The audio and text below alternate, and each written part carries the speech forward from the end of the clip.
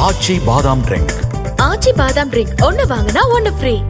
திமுக கொடுக்கும் மாநிலங்களவை சீட்டிற்காகவும் அவர்களை மகிழ்விப்பதற்காகவும் நாட்டு மக்களின் ஒற்றுமையை பிரிக்கும் வகையில் மக்கள் நீதி மய்ய தலைவர் கமலஹாசன் பேசக்கூடாது என பாஜக மூத்த தலைவர் தமிழிசை சவுந்தரராஜன் தெரிவித்துள்ளார்.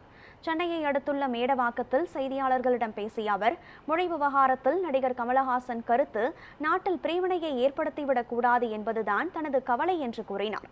மொழியை பற்றி பேசும்போது அது நாட்டில் உள்ள ஒற்றுமையை சீர்குலைக்காத வகையில் பேச வேண்டும் என்றும், சுயநல அரசியல் சகோதரர்களிடம் பகை உணர்ச்சியை ஏற்படுத்திவிடக் கூடாது என்றும் கருத்து தெரிவித்துள்ளார்.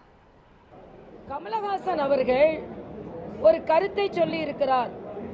இது நாட்டில் பிரிவினையை ஏற்படுத்திவிடக் கூடாது என்ற கவலை தான் நமக்கு. நாம அவர் மன்னிப்பு கேட்க வேண்டும் என்று கர்நாடக உயர்நீதிமன்றம் சொன்னால் அது உயர்நீதிமன்றத்தின் ஆணை.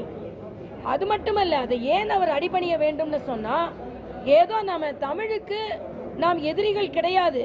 இன்னும் சொல்ல போனா மரியாதைக்குரிய பாரத பிரதமர் தான் இதுவரைக்கும் எந்த பிரதமர் கையாளாத அளவிற்கு திருக்குறளை கையாண்டிருக்கிறார். ஆனா நமது நோக்கம், நாம் மொழியை பற்றி பேசும் பொழுது அது இந்த நாட்டில் உள்ள ஒற்றுமையை சீர்குலைத்து விடக்கூடாது, சகோதரத்துவத்தை பாதிப்படைய செய்துவிடக் கூடாது. உங்கள் சுயநல அரசியல் சகோதரர்களிடம் பகை உணர்ச்சியை ஏற்படுத்திவிடக் கூடாது என்ற ஆதங்கத்தில் தான் நாம சொல்றோம்.